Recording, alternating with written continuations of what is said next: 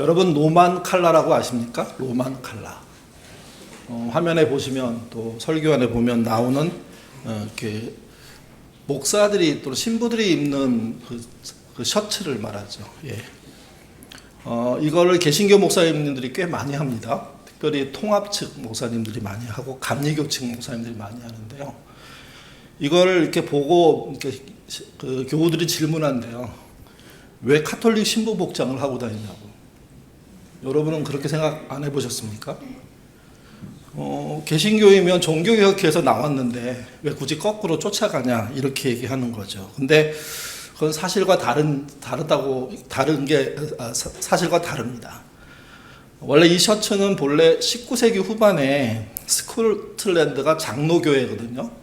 아주 유명한데 거기 있는 도널드 맥러드라는 사람이 처음 고안해낸 겁니다. 목사님인데 어떻게 하면 교육자가 세상에 나갔을 때 바르게 살 수 있을까? 또 교육자가 구별된 모습을 보이도록 애쓸 수 있을까? 그러면서도 교육자의 역할을 할 수 있을까를 생각하면서 이거는 복장의 문제로 해결할 수 있다 생각했고, 그래서 노만 칼라라는 걸 만들어낸 겁니다. 그러니까 성직자가 일상에 들어가서 복장을 통해서 자기 역할을 명확하게 하고, 그 다음에 벌어지는 일들 속에서 성직자답게, 교육자답게 살자는 내용이 들어있는 겁니다. 처음에 장로교회에서 시작됐고요. 그 다음에 성공회로 넘어갔고, 그리고 감리교로 넘어갔습니다. 그리고 요즘 로마 카톨릭도 하잖아요. 그럼 어떻게 되는 걸까요? 대부분의 교회 전통은 카톨릭으로부터 개신교로 이렇게 이어졌거든요. 근데 이 전통은 거꾸로입니다. 개신교가 먼저 시작했고 카톨릭이 저렇게 하는 게 맞다. 그래서 따라가기 시작한 겁니다. 그러니까 로만 칼라는 말에서 로마 비슷하게 들리기는 하겠지만 그 시작은 개신교 장로교 목사님이 제대로 된 성직자로서 말씀과 기도에 충성하기 위해서 고안해낸 거라는 거죠.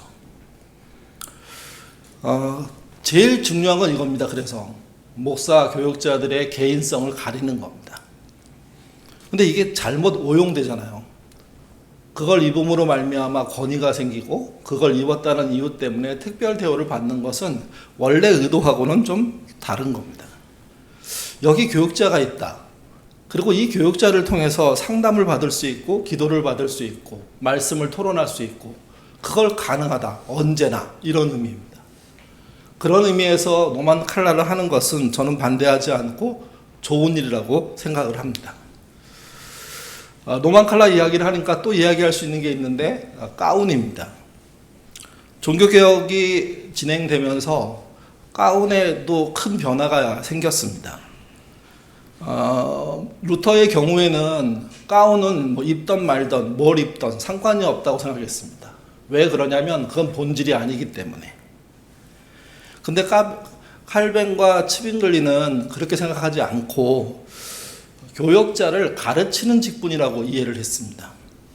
그래서 그 당시에 가르치는 일은 교수들이 했는데 교수들이 가운을 입었거든요. 검은색 학사 가운 여러분 이렇게 아실 겁니다. 그 가운들을 입고 강의를 했는데 그러면 교육자도 그 가운을 입는 게 맞겠다 해서 그때부터 카톨릭의 사제 아주 화려한 사제복을 벗고요. 교수들이 입는 학사 가운을 입기 시작한 겁니다. 그러니까 이거는 불필요함을 걷어내고 필요한 역할을 분명히 드러내기 위한 목적에서 가운이 쓰이는 거죠. 최근에는 만인제사장주의가 많이 교회에 전달이 됐습니다. 그래서 만인제사장주의를 생각하는 많은 사람들이 성도와의 벽을 허물기 위해서 양복, 심지어는 캐주얼을 하게 입고 나와서 설교하기도 합니다. 이것은 거룩함이 옷에서 나오는 게 아니라 삶, 그리고 말씀을 따르는 노력, 그리고 성령의 능력에서 나온다고 믿는 태도 때문에 시작된 겁니다. 많은 분들이 만인제사장주의를 오해합니다. 어떻게 오해하냐면 성직자 존재 자체를 부정하는 것으로. 근데 원래 만인제사장의 뜻은 그게 아닙니다. 모든 신자가 성직자라는 거죠. 그러니까 성직자로서 모든 사람이 삽시다. 그런 의미에서 만인제사장이 주장됐고 그것에 의해서 복장이 자유로워진 거란 겁니다. 오늘날 한국교회가 사회적인 질타를 받고 있는데 교육자가 교육자답지 못해서 벌어지는 일들이 너무 많죠. 근데 여러분, 더 근본적인 문제는 신자 개인이 신자답지 못해서 벌어진 일도 훨씬 더 많습니다. 누가 더 많아서 누가 더 나쁘다는 말씀을 드리고 싶은 게 아니라 목사이든 교육자이든 아니면 일반 성도이든 상관없이 많은 제사장다운 성직자의 삶을 살지 않으면 이 지금 듣고 있는 오역의 소리들은 회복할 가능성이 없다는 겁니다. 그러니까 진짜 우리가 하나님의 자녀이고 신자라면 하나님의 심판을 대비해야 되는데 그 대비하는 것이 목사답게, 교육자답게, 신자답게 사는 거죠. 교육자와 신자답게 사는 게 뭘까요? 뭘 하는 게 신자답게 사는 거겠습니까? 계속 말씀드리지만 하나님의 말씀을 따라 정의로운 개인으로 사셔야 되고 공의로운 교회와 사회를 만드셔야 됩니다. 그 만드시는 과정을 하나님이 심판하실 겁니다. 신자도 똑같습니다. 목사만 그런 게 아니라 모든 신자는 정의로운 개인으로 살아야 하고 공의로운 교회와 사회를 만드는 일에 참여해야 됩니다. 그래서 그분이 계신 사회, 그분이 계신 교회가 건강한 교회가 돼야 되고 정의를 나타내는 교회가 돼야 되고 그 정의를 집요한 법과 또는 잣대와 차별로 나타내는 게 아니라 사랑으로 나타내는 그런 모습을 했을 때만이 하나님의 마지막 심판을 통과할 수 있는 겁니다. 문제는 우리는 믿기만 하면 통과한다는 말 한마디에 현혹되어 가지고 삶 자체를 내려놓는 경우들이 너무도 많습니다. 주님은 말씀하셨습니다. 행함이 없는 믿음은 죽은 거라고요. 마종문에서 말씀드린 노만칼라 그리고 교육자들의 가운 그리고 많은 제사장주의에 대한 이런 이야기의 핵심은 신자답게 사는 것이 핵심이지 옷을 뭘로 입었느냐 셔츠를 뭘로 입었느냐 이런 이야기가 아니라는 거죠. 오늘 본문에 등장하는 예수님과 그 시대의 사람들의 이야기도 사실은 같은 맥락에서 흘러갑니다. 지난주에 살펴봤던 마가복음 6장은요. 하나님의 왕의 잔치와 예수님의 잔치, 소풍을 대조합니다. 그리고 7장으로 넘어오면 하나님의 계명인 율법과 장로들의 전통인 유전을 대조하죠. 두 가지씩을 대조하면서 무엇이 옳고 무엇이 바른 방향인지에 대한 선택을 촉구하고 있습니다. 오병이어의 기적이 있은 다음에 예수님은 제자들을 벳세다로 보내셨습니다. 먼저 보낸 건데요. 이유는 그들이 쉬어야 하기 때문입니다.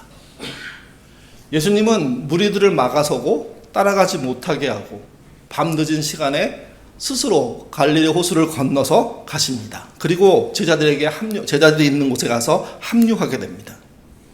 근데 이번에는 예루살렘에서 파견된 바리새인들과 서기관들이 등장합니다. 어떤 분들은 이들이 순수한 탐구의 목적으로 예수가 누구인지를 알기 위해서 왔다고도 하고 어떤 분들은 이들이 예수의 허물을 찾아 꼬투리를 잡아서 다음 일을 진행하려고 하는 정보원이라고도 얘기합니다. 근데 어쨌든 내용이 진행되면서 보면 그들은 예수의 꼬투리를 찾고 있습니다. 예수님께 꼬투리 찾는 것은 만만치 않았던 것 같습니다. 그들이 찾은 것은요, 제자들이 뭔가를 잘못했다는 겁니다. 그 뭔가 잘못했다는 내용이 손을 씻지 않고 음식을 먹었다는 것으로 시작이 됩니다. 장로들이 만든 전통을 지키지 않았다는 거죠. 문제는 이겁니다.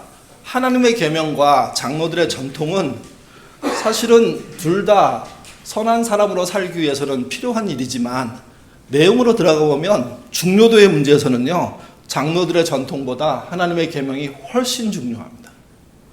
근데 그 시대는 하나님의 계명 못지않게 장로들의 전통이 율법처럼 행세하고 있었습니다.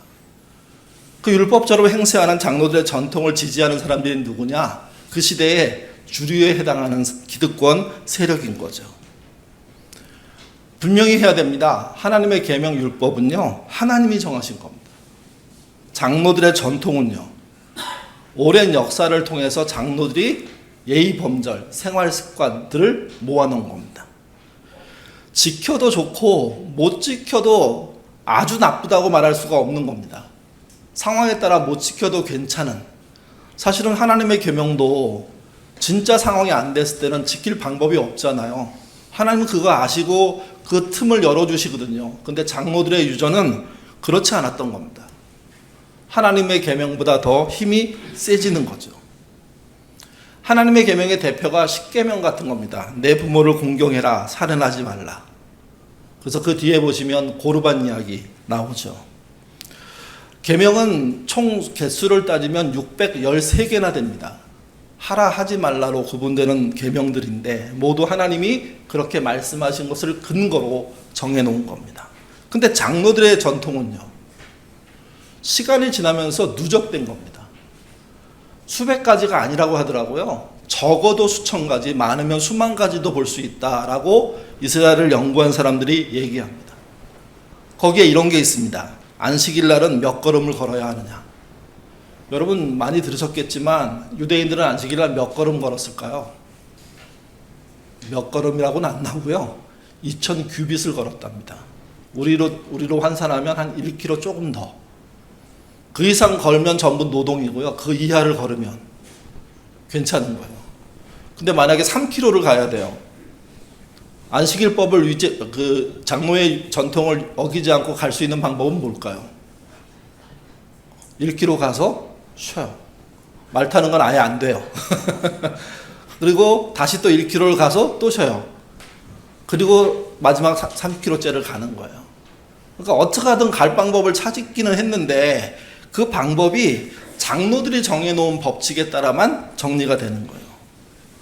바깥에 나갔다 들어와서 손을 씻어야 돼요. 여러분 손은 어디까지 씻어야 됩니까? 범위가 어디까지일까요? 손의 범위 써 있습니다. 거기에 손가락 끝에서, 가운데 손가락 끝에서 팔목이 시작되는 데까지. 이게 손입니다. 두 번째, 손에 쓸 물의 양이 정해져 있습니다. 얼마큼이나 될까요, 이게? 예, 여기 뭐 적어놨죠. 달걀이 도대체 얼마나 큰지 모르겠는데 뭐 거위알이나 되면 모를까. 근데 그 조금 물을 가지고 손을 씻어요. 이렇게 싹싹 비벼서. 지금 우리의 위생관념으로 보면 그렇게 손 씻기가 효과가 있을까요? 손은 얼마큼 씻어야 됩니까? 흐르는 물에 30초 이상, 1분까지. 심지어 솔 가지고 팍팍 무찔러서 씻는 사람도 존재하잖아요. 그러니까 정결의 의미 또는 뭐 이렇게 감염의 여지에 대한 이야기를 가지고 보면 웃기는 이야기인데 그게 정해져 있어요. 그래서 반드시 손끝에 물이 묻어야 되고 그게 다 묻은 다음에 팔목까지 물이 묻어야 됩니다. 그러면 손을 씻은 거예요. 손을. 더 웃긴 건 몸은 어떻게 해요? 바깥에 나서 들어오면 씻을 수 없으니까. 그래서 물을 뿌려요. 이렇게 한 번씩. 그러면 씻어졌대요. 그러니까 생각해보면 허점투성이고 말도 안 되는 위생 개념을 갖고 있는 이야기들을 하는 거예요. 안식일 날 닭이 달걀을 낳으면 어떻게 합니까? 절대 먹을 수 없습니다. 저는 이제 궁금한 거 못 찾아봤는데 그 달걀이 부화하면 어떡하지? 그거는 뭐 있을 것 같긴 한데 뭐 과거의 서류니까. 그러니까 이런 거를 정해놓고 이거 안 지키면 하나님 계명을 안 지킨다는 거예요. 근데 이 가지수가 율법은 613개도 그것도 어마어마하게 많은데 수천 가지가 된다는 거예요. 수천 가지가. 동네마다 다르고. 그리고 그거 안 지키면 장로들이 벌떼처럼 일어나서 그 사람을 책망하고 그 사람은 공개 재판을 당하고 그 사람은 망신당하고 또는 심지어 공동체에서 쫓겨나기도 하고. 예수님은 이 장면을 몹시 분노하셨습니다. 이 장면에 대해서. 그래서 주님이 그 현장에 들어가셔서 그 현장에서 벌어지는 장로들의 정결법에 대해서 맞대응을 하십니다. 근데 그 맞대응이 참 놀랍기도 하고 이분은 싸우려고 마음에 결심을 하셨구나 할 정도의 방향으로 가시는데 한번 보시죠. 14절부터 16절입니다. 읽겠습니다. 무리를 다시 불러 이르시되 너희는 다 내 말을 듣고 깨달으라. 무엇이든지 밖에서 사람에게 들어가는 것을 능히 사람을 더럽게 하지 못하되 사람 안에서 나오는 것이 사람을 더럽게 하느니라 하시고. 이스라엘은 오직 외부의 것이 자신의 몸을, 자신의 공동체를 불결하게 만드는 것에 대해서 이야기하고 있는데, 주님은 전혀 다르게 너희가 세상을 오염시키는 건 어떡하냐 하고 질문하는 겁니다. 그러면서 정결에 대한 새로운 개념을 새롭게 선포하시는 겁니다. 20절에서 23절도 같이 읽겠습니다.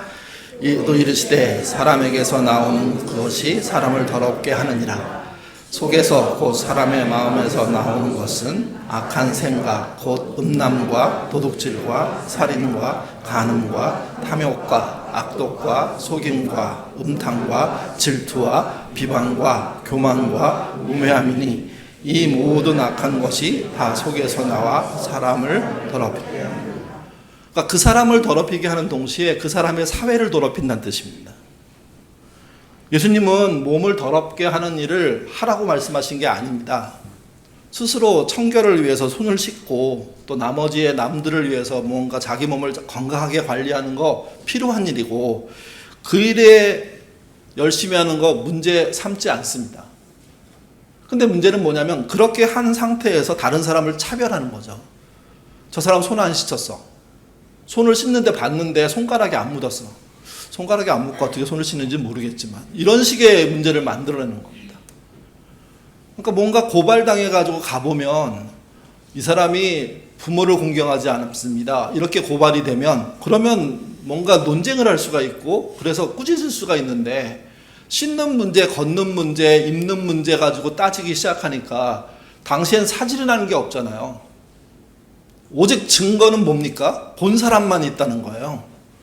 사람이 다른 마음을 품고 다르게 말하기 시작하면 막을 방법이 없는 사회가 된 거예요. 그러니까 모든 사람들이 모든 사람에게 감시당하는 거예요.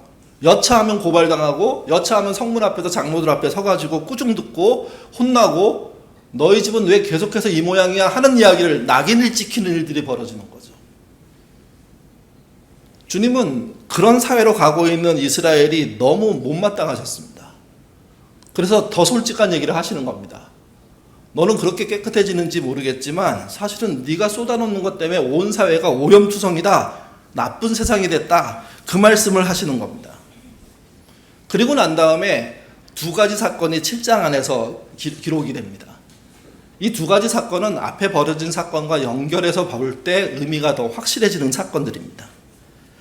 갑자기 예수님이 이스라엘을 떠나서 그 주변의 이방 땅으로 넘어가십니다. 그 땅이 두로와 시돈과 데가볼리라고 본문은 쓰여져 있습니다. 이방인 땅에 가는 것 자체가 이스라엘 입장에서는 안 되는 일이거든요. 왜? 그 공기 자체가 부정한 땅인데 그 공기 안으로 들어갔으니 예수님은 부정해지는 겁니다.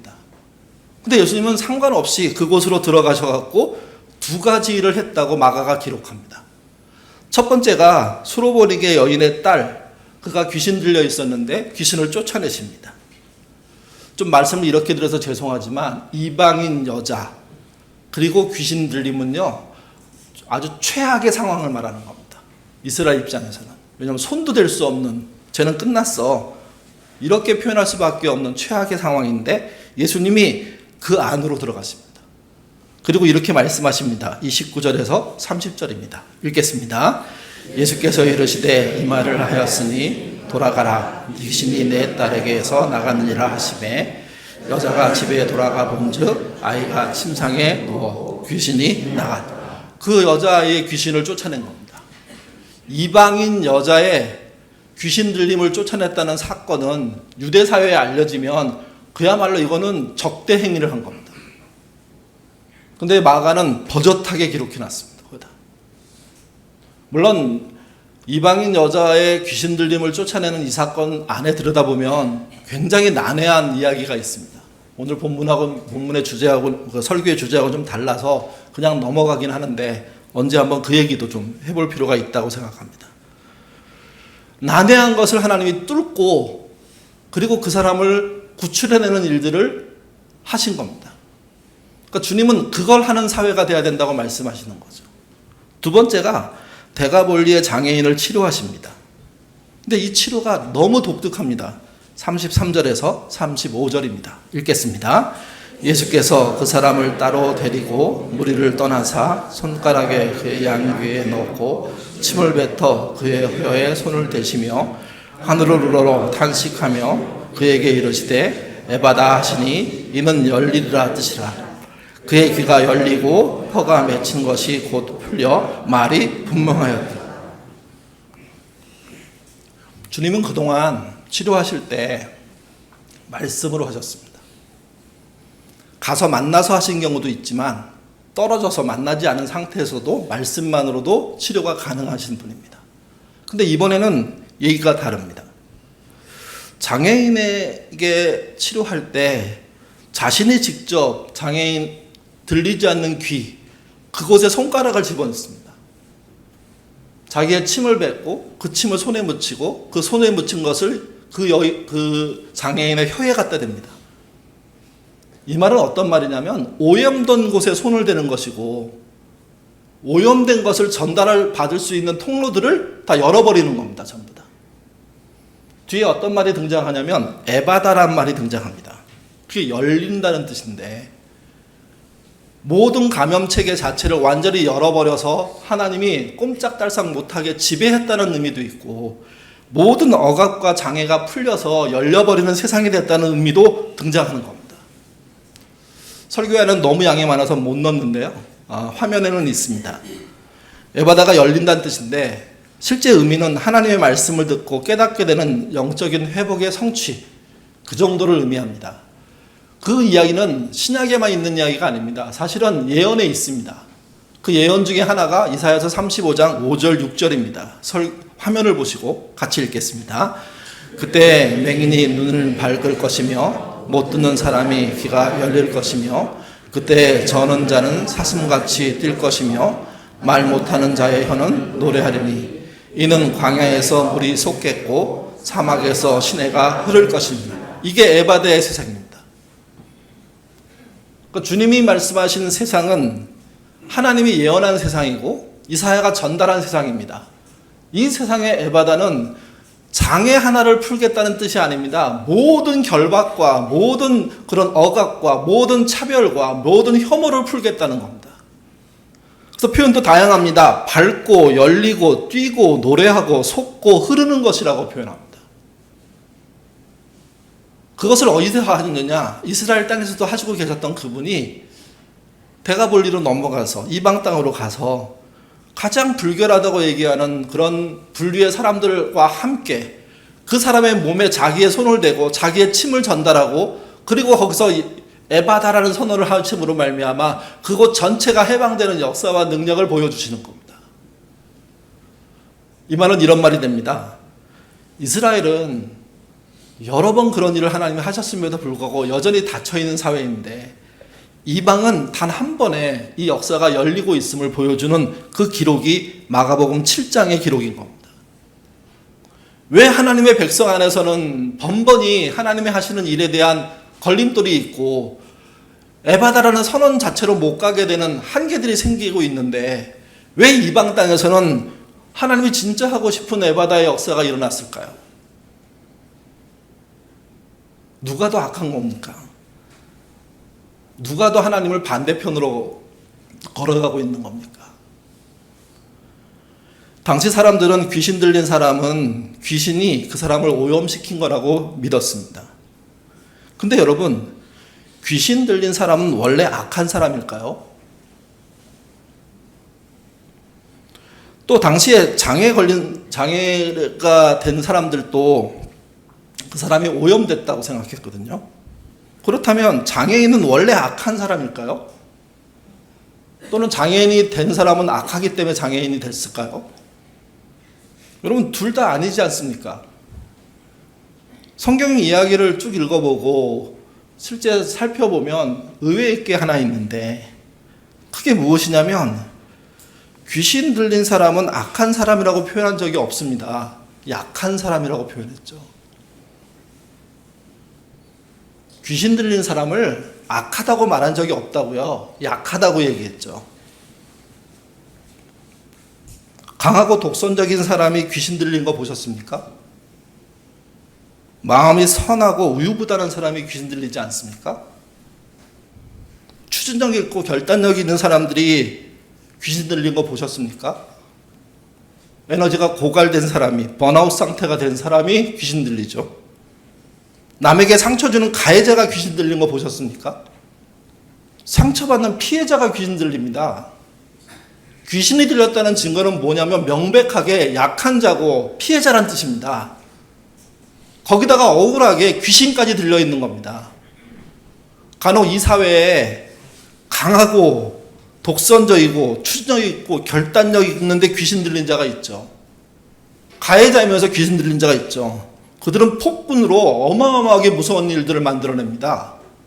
그러나 개인적으로 귀신 들린 사람들은요, 겨우 자기 생활 정도 오염시키는 거 말고는 해낼 방법이 없습니다. 왜? 모든 사람이 피하기 때문에. 마가복음 이야기를 하면서 5장을 건너뛰었거든요. 5장 얘기를 좀 하면 예수님이 거라사인 지역방으로 들어가십니다. 그때 무덤에 사는 광인을 만납니다. 무시무시한 힘을 갖고 있다고, 묶여있지만 그 밧줄과 사슬을 풀어낸다고 성경은 기록합니다. 밤낮 고함을 지릅니다. 근데 이상한 건 뭐냐면 고함을 지르는 그가 하는 일은 뾰족한 돌로 자기 몸을 자해하는 겁니다. 사람들은 무서워합니다. 근데 직접적인 피해가 있는지에 대해서는 성경에 애매하게 표현합니다. 그 무덤만 안 가면 그 귀신 들린 사람은 자기 자해하는 일 말고는 할 수 없는 존재로 거기에 갇혀 있습니다. 귀신 들린 게 무섭고 피해가 있다고 생각하는데 막상 자세히 들여다보면 그는 피해를 주는 존재가 아니라 어느 지역에 갇혀 있는 존재이기도 한 겁니다. 여러분, 그들의 비명소리, 그들이 자기를 자해하는 소리가 어떤 의미로 듣느냐에 따라서 달라질 수 있습니다. 주님은 저 사람을 구조해야 되겠구나, 저 사람을 만나야 되겠구나, 저 사람을 풀어줘야 되겠구나, 이렇게 들린 것이고, 동네 사람들은요, 저 사람은 무서운 사람이야, 만나면 우리가 죽어, 그러니까 접근을 안 한 거죠. 주님은 접근하지 않는 사람들을 뚫고 그를 향해서 가신 겁니다. 자해하고 있는 그 사람에게 자해를 중단시키고 그 안에 있는 귀신을 몰아내신 겁니다. 그 비명 소리는, 그들이 외치는 소리는 비명인 거예요. 나 살려달라고. 내가 내 뜻대로 못 살고 있고 지금 이 모양으로 갇혀 있다고. 삶에서도 뒤로 밀리는 게 힘들어 죽겠는데 귀신까지 들려갖고 이 어려운 상황들을 내가 어떻게 하냐고. 그 소리를 들을 수 있는 분은 세상에 있는 사람들이 아니었고, 랍비들이 아니었고, 목사 장로들이 아니었고, 주님 말고는 들을 수가 없었고, 들린 주님은 안 갈 수가 없었던 겁니다. 그 귀신을 쫓아낼 때 특이한 게 하나 있습니다. 9절과 10절, 5장이죠. 5장 9절 10절인데요. 메시지로, 뭐 다 아시는 본문이기 때문에 메시지로 읽으면 좀 다르게 읽힐 건데 한번 읽어보겠습니다. 예수께서 그에게 물으셨다. 내 이름이 무엇이냐? 그가 대답했다. 내 이름은 패거리입니다. 난동을 부리는 패거리입니다. 그는 자기를 그 지방에서 내쫓지 말아달라고 예수께 애원했다. 우리는 군대막이라고 얘기하잖아요. 여기는 패거리라고. 저는 이 표현이 더 맞다고 생각합니다. 한둘이 아니라 우르르 몰려 한 사람에게 들어간 겁니다. 귀신들이. 그리고 그 사람은 그걸 감당해낼 수 없으니까 자해하면서 비명 지르면서 무덤 안에 무덤 그 주변에 갇혀가지고 나오지도 못하고, 남에게 피해 주는 건 무서움과 소리 지르는 것밖에 없는 상태에서 그야말로 방치되고 있는데 주님이 그를 찾아가셔서 귀신을 쫓아내죠. 마귀가 한 마리가 아니고요, 패거리로 있답니다. 이 말은 무슨 뜻일까요? 그 사람이 그만큼 나쁜 짓을 했다는 뜻일까요? 아니요. 그 뒤에 이야기를 보면 귀신을 쫓아내려고 하니까 귀신들이 뭐라고 하냐면 자기들이 갈 데가 없다고. 갈 데가 없다고. 제발 내보내지 말아달라고. 여기 있게 해달라고. 사고 치지 않고 가만히 있을 거니까. 이건 제가 하는 얘기고요. 그렇게 애원합니다. 이 말은 무슨 뜻일까요? 세상에는 귀신 들릴 가능성이 높은 사람보다 귀신 안 들릴 가능성이 높은 사람들이 훨씬 많다는 뜻입니다. 귀신은 감당할 수 있다는 의미도 됩니다. 누가 감당 못합니까? 마음이 무너진 사람들, 삶이 코너에 몰린 사람들, 관계가 깨진 사람들, 누명을 쓴 사람들, 비난을 받고 있고 비난을 한 번 받는 게 아니라 계속 받고 있는 사람들, 그것이 상처가 되고 이겨내지 못하면 그 틈으로 마귀가 들어가는데, 귀신이 들어가는데, 그런 일이 세상에 다반사로 벌어질 거라고 우리는 상상하고 있지만 실제 마귀의 입장에서, 귀신의 입장에서는 들어갈 곳이 없습니다. 그만큼 마음을 똘똘 뭉쳐서 전혀 누구에게도 지지 않고 사는 사람들이 수두룩하기 때문에 결국 그 패거리 귀신은 어디로 들어갑니까? 아무 죄도 없는 돼지떼에 들어가서 돼지가 몰살하는 일이 벌어지죠. 귀신이 예수님께 사정했다는 것 여러분 한번 생각해 보셔야 됩니다. 그러니까 귀신까지 들린 사람은 정말 교회가 구출해야 될 사람인 거예요. 병든 사람은 교회가 최선을 다해서 최우선적으로 보호해야 될 사람인 거예요. 차별받는 사람들은 교회가 나서서 차별을 무너뜨리는 일에 참여함으로 문제를 풀어야 되는 거예요. 혐오받고 있는 민족들에 대해서는 선교사를 보내갖고 모두를 구원하겠다는 그런 소리도 필요하겠지만, 아니요. 그들을 적극적으로 수교하고 그들과 함께 교류하고 그들의 문화를 인정해주고 우수성을 알려주고, 그래서 그 사람이 사람답게 보일 수 있는 그런 가능성을 만드는 행동들을 신자가 해야 되는 겁니다. 이거 하지 않고 이렇게 잘라내고 저렇게 잘라내니까 그 모든 끝에 쓴 사람이 결국 귀신 들리는 거죠. 귀신이라도 들어야지만 세상을 살 수 있기 때문에, 그 귀신 들린 자를 예수님이 어떻게 하셨냐? 그것도 이방 한 총구석에 있는 사람을 어떻게 하셨냐? 찾아가서 해방시키신 겁니다.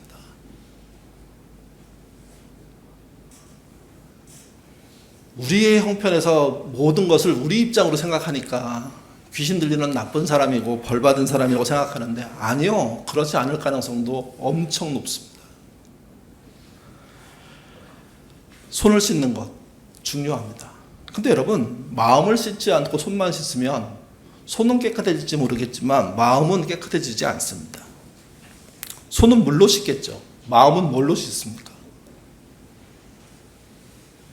기도와 고백으로 씻습니다. 뉘우침으로 씻습니다. 회개로 씻는 겁니다. 회개한 적이 없는 사람이 마음이 깨끗해졌다고 말하는 것은 나 스스로 구원받았어라고 얘기하는 것과 틀림이 없습니다. 신자가 날마다 자기의 마음을 일일 청산하듯이 씻어내지 않으면, 그러면 그분의 손은 깨끗하고 그분의 옷은 멋있고 나이스한데 그 분이 하고 있는 말과 행동과 삶은요, 자기도 오염되지만 세상도 오염시키는 일들이 벌어지는 겁니다. 그분은 마음이 가난할 수가 없습니다. 여러분, 예수님은 가난치 않은 자야, 특별히 마음이 가난치 않은 자가 어떤 위험 속에 있다고 말씀하시지 않았습니까? 시인은 이렇게 노래합니다. 마음이 가난한 자 복이 있나니라는 시인데요. 같이 한번 읽어보겠습니다. 나를 채우고 있는 것들이 나를 초라하게 만듭니다. 나를 장식하고 있는 것들이 나를 무겁게 만듭니다. 비우고 비워내어 단순해진 마음 하나로 서 있을 때 나는 비로소 자유롭고 나는 비로소 강인합니다. 내 마음의 빈터에 오직 당신만 머무시도록 나는 오늘 소박한 길을 걷습니다. 가난한 마음이란 그분만 머무는 빈터를 만드는 거라, 이렇게 얘기합니다. 그래서 손만 씻지 마시고요, 하나님의 손을 잡으십시오. 살아갈 이유가 달라집니다. 좋은 집과 차, 사치품과 옷과 비싼 음식으로 채운 우리의 겉과 속을 비워냅시다. 그때 물질로부터 자유로운 인생이 시작됩니다. 가질수록 초라하고 입을수록 무거워지는 것은 벗어던져야 됩니다. 하나님께 단순한 마음으로 나아갑시다. 그때 내 마음만, 하나님만 머무는 내 마음의 공터가 생깁니다. 그 공터의 가장 중앙 자리에 그의 하나님의 보좌가 있을 때 그 사람은 비어있는 삶이 아니고요. 가난하지만 하나님과 함께하는 자의 삶이 되는 겁니다. 나만 깨끗하기 위해서 살지 맙시다.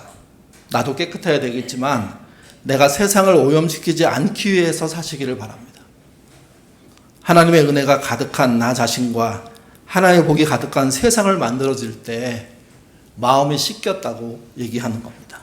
그러니 손만 씻지 말고 마음을 씻으시는 저와 여러분 되시기를 주님의 이름으로 부탁드립니다. 기도하겠습니다. 마음의 중심을 보시는 하나님, 겉모습과 전통에 매몰돼 정작 나의 속사람의 부패함을 보지 못함을 하나님께 고백하게 하시니 감사합니다. 손을 씻는 결벽함보다 마음의 탐욕과 독선을 씻어내는 참된 정결함이 우리 모두에게 있도록 주님 인도하여 주옵소서. 우리를 세상 속의 제사장으로 부르셨습니다. 그게 만인 제사장입니다. 나만 깨끗하려고 이웃을 차별하거나 혐오하지 않게 하시고 도리어 예수님처럼 약한 자들의 비명을 듣고 그를 어떻게 하면 치유할 수 있을까? 그에게 어떻게 하면 소망을 줄 수 있을까? 머리를 싸매고 기도하는 그런 신자 될 수 있도록 인도하여 주옵소서. 나를 채우던 헛된 장식을 비워낼 때, 내 외모를 치장하고 있는 사치를 지워낼 때 내 마음에 텅 빈 빈터가 보일 것이고 그 마음의 빈터를 그대로 열어놓을 때 주님이 그곳의 주인이 되실 수 있습니다. 씻겨진 그 마음 속에 주님을 주인으로 초대하게 하시고 그 주인 앞에 무릎 꿇는 백성으로 사는 우리 모두 되도록 인도하여 주옵소서. 또 그것도 마음의 평안만을 위해서가 아니라 내가 살고 있는 이웃과 나와 함께 살고 있는 이웃과 또 내가 살고 있는 세상에 정말 하나님의 뜻과 은혜를 드러내는 그래서 건강한 이웃 관계 그리고 건강한 사회를 만드는 그런 일을 할 줄 아는 일로 나가는 신자 될 수 있도록 인도하여 주옵소서. 나를 고치셔서 정결케 구원에 이르게 하신 하나님, 구원을 잊어버린 백성이 아니라 누리는 백성으로 나누는 백성으로 살게 하시고 그러기 위해서 손만 씻지 않고 마음을 날마다 씻어내는 신자 되도록 인도하여 주옵소서. 감사하며 예수님 이름으로 기도드립니다. 아멘.